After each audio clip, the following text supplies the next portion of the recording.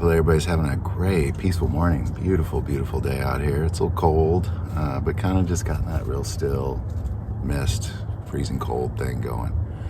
It's real nice, real nice. As we dig through, we're going to keep going through Matthew 24, or from Matthew 24 on to the end, and we're just going to pick it up where we left off, where Pontius Pilate was about to have his conversation with Jesus. Matthew 27, starting verse 11. Now Jesus stood before the governor. The governor asked him, saying, "Are you the king of the Jews?" So Jesus said to him, "It is as you say." While he was being accused by the chief priests and elders, he answered nothing. And Pilate said to him, "Do you not hear how many things they testify against you?" And he answered him not one word, so that the governor marveled greatly. Now, there's more to this particular story because I want to kind of make a point about Pilate for a second. So I'm going to go to another version of this, Luke 23. And the whole multitude of them arose and led him to Pilate. And they began to accuse him, saying, "We found this fellow perverting the nation and forbidding to pay taxes to Caesar, saying that he himself is Christ, a king." So Pilate asked him, saying, "Are you the king of the Jews?" And he answered and said, as you say." And Pilate said to the chief priests and the crowds, "I find no fault in this man." But they were more fierce, saying, "He stirs up the people, teaching throughout all Judea, beginning from Galilee to this place." When Pilate heard of Galilee, he asked if the man were a Galilean. And as soon as he knew that he belonged to Herod's jurisdiction, he sent him to Herod, who was also in Jerusalem at the time.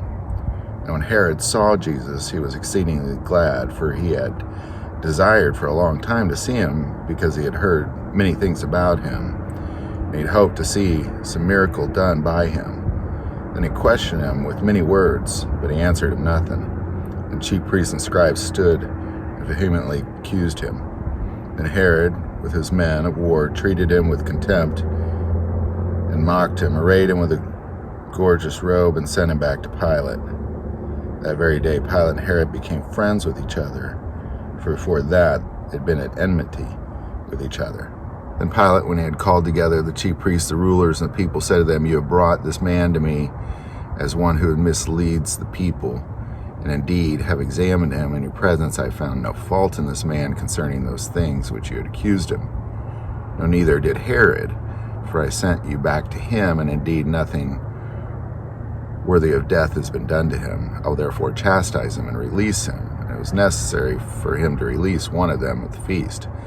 And they all cried at once, saying, "Away with this man, and release to us Barabbas," who had been thrown into prison for a certain insurrection made in the city, and for murder. Pilate, therefore, wishing to release Jesus, again called out to them. But they shouted, crying, "Crucify him, crucify him."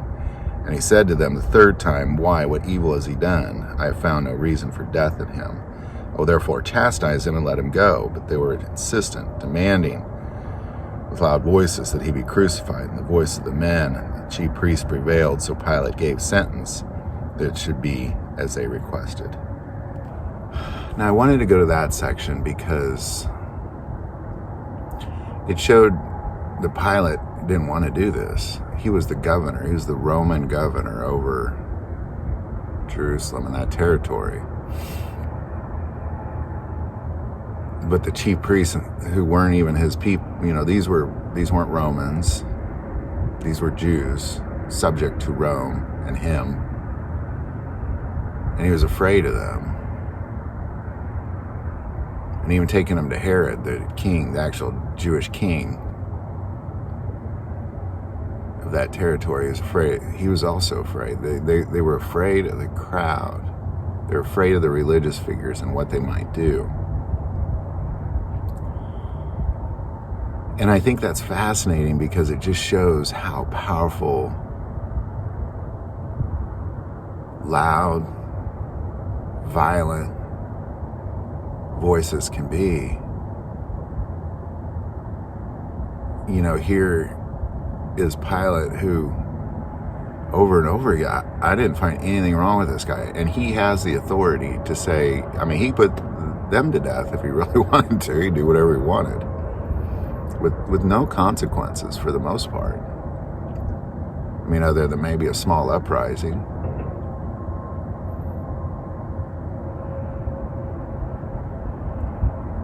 But he let the loud, violent voices influence his decision. And then here's Herod, who was not friends with Pilate, because Pilate's a Roman and Herod's a Jew. He's even like, oh, I've always wanted to meet this Jesus. How awesome. Yeah, let me meet him. I'm excited. But as he doesn't talk, he starts to mock him. But still finds nothing wrong with him.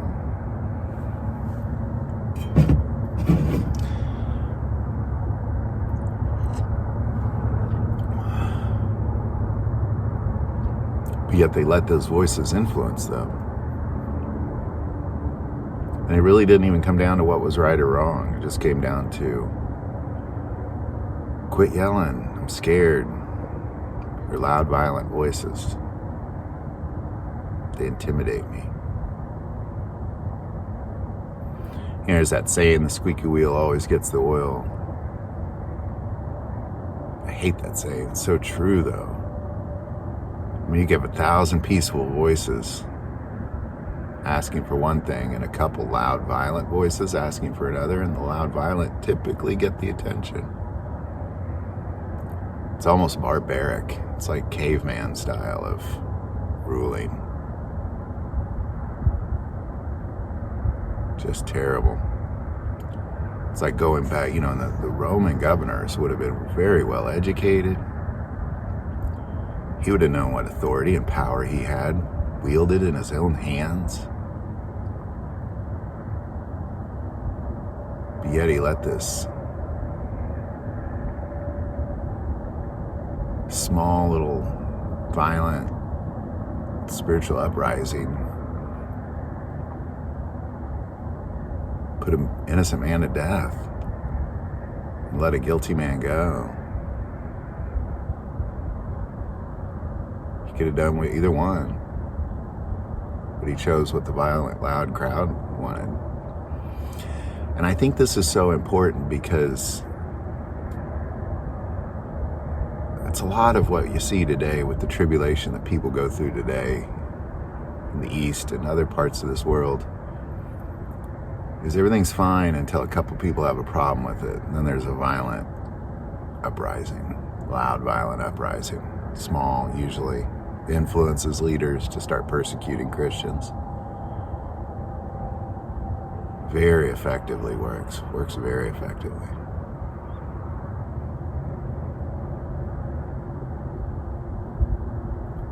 And we'll see the same thing. It's important to be cautious of that. There's this thing called a mob mentality, where people just start demanding violence and they don't even know why. Start engaging in mob-style violence. They don't even know why. They just fall into it. It's a psychological phenomenon. You could be out buying milk and eggs, and all of a sudden a mob goes by. Next thing you know, you're holding pitchforks and torches wanting to kill somebody, and you don't even know why.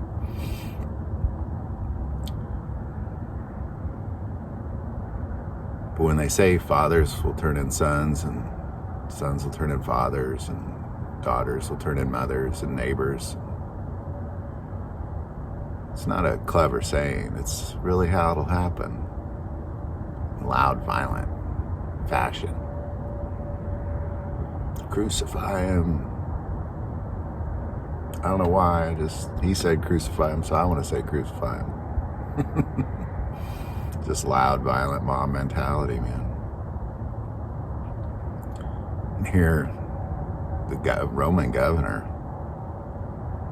fine, kill an innocent man, release a guilty man. Okay, fine, stop yelling. We have to really, I think, look at the past to really see what it is we'll see in the future. Because people don't change. They're the same now as they were then. Probably think they know more and know actually less. Just be cautious out there. Hope this video helps. If you like this video, click like and subscribe. Feel called to support this channel with Patreon. That link is below. The most important part of this channel is we take prayer requests, so please don't ever hesitate to send that in. Thank you for watching this episode of God, Family, and Guns. And as always, love God, love your family, love guns.